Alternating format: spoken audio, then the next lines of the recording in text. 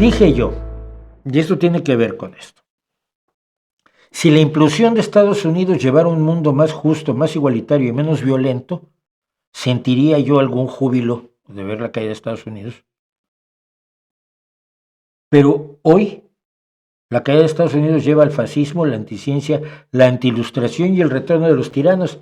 La desaparición del contrapeso que hacía Estados Unidos a todo esto no es nada de qué congratularse. En la televisión rusa están felices. Trump está destruyendo Estados Unidos. Ya podemos echar a andar nuestro imperio. Y Xi Jinping, que es mucho menos abierto, se está riendo.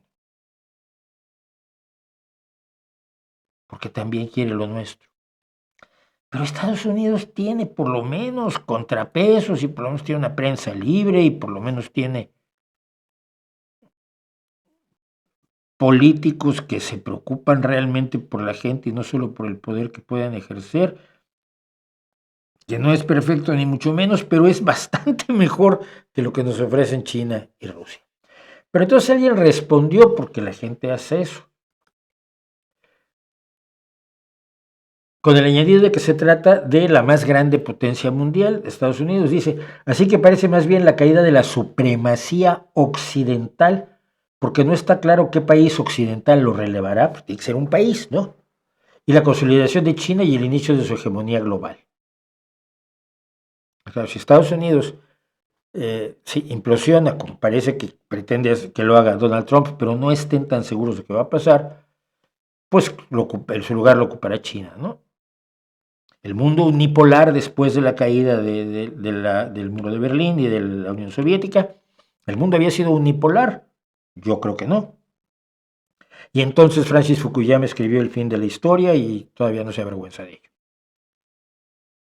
El mundo solo había quedado una gran potencia que era Estados Unidos y China seguía allí como gran potencia, pero yo le decía a este chaval, mira, dime qué le falta a este mapa. No sé, tú tienes un mapa mental en cual está Estados Unidos, está Rusia, que es lo más grande que hay allí, luego está China, con Mongolia en medio ahí metido. ¿Qué le falta a ese mapa? ¿Alguno de ustedes me lo puede decir? Desde el punto de vista económico le falta lo siguiente. Participación en la economía mundial. China tiene el 19,29, lo cual ya es la mayor participación en la economía mundial. Estados Unidos tiene el 14,84. Lo que falta en el mapa tiene el 14,19%. Y Rusia tiene el 3,49, o sea que no vale ni para limpiarse los zapatos. ¿Qué es eso que falta allí? Lo que falta allí es la Unión Europea. Si la Unión Europea tiene el 14,19 de la economía mundial, está prácticamente a la altura de Estados Unidos en la participación de la economía mundial, no entiendo cómo tanta gente se olvida de que existe. Y en un mundo multipolar no ve que existe, y en un mundo multipolar mete a Rusia con esto que no llega al 3,5% de la economía mundial y no considera a la Unión Europea, que es no solo una potencia económica, sino una potencia militar. Y que junto con Estados Unidos tiene más del 29%, casi el 30% de la economía mundial, 29% de la economía mundial, lo cual la pone muy por encima de China, y China va a tener que esforzarse muchísimo para alcanzar una participación en la economía mundial del 29%, con lo cual convendría quizás unir a Estados Unidos con la Unión Europea o mantener la alianza de socios de Estados Unidos con la Unión Europea por supervivencia, no porque nos caigan muy bien todos, no. Por lógica política y económica. Pero a este amigo se le olvida, y a muchísima gente se le olvida constantemente, que existe la Unión Europea como potencia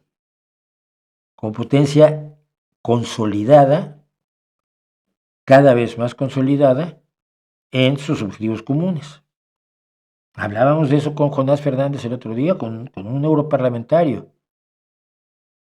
Y sin embargo, en el imaginario, sobre todo de la gente de América Latina, Europa no existe.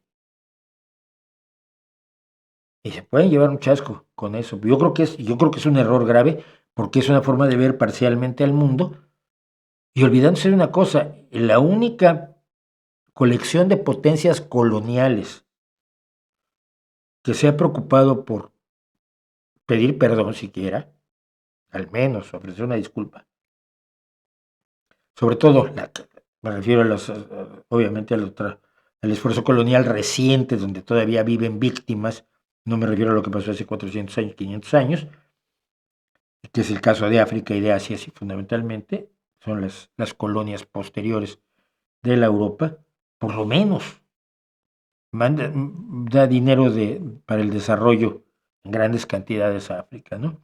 Al menos hay una visión un poco más moral de la que nunca va a tener Xi Jinping o Vladimir Putin. Y este agujero que ponen algunos, a mí me preocupa mucho, de verdad. Su mapa del mundo, su mapa mental del planeta en el que vivimos, está incompleto.